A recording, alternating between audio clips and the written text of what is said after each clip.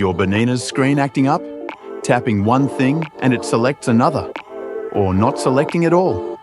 Don't worry, it probably just needs a quick screen recalibration, and I'll show you how easy it is.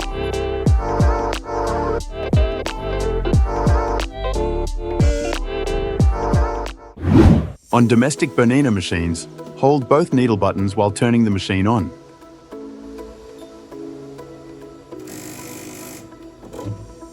On the Bernina long-arm machines, touch anywhere on the screen while you turn the power on. When the machine boots up, you'll see a screen with some crosses on it.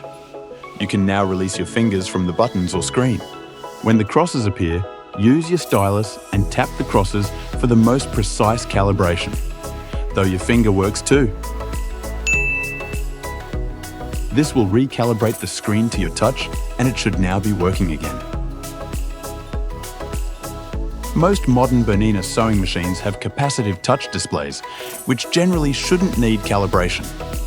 If you need to recalibrate the screen very frequently, you should reach out to your preferred Bernina technician to discuss further with them. If this quick fix helped, give this video a like and hit subscribe for more Bernina tips and tricks.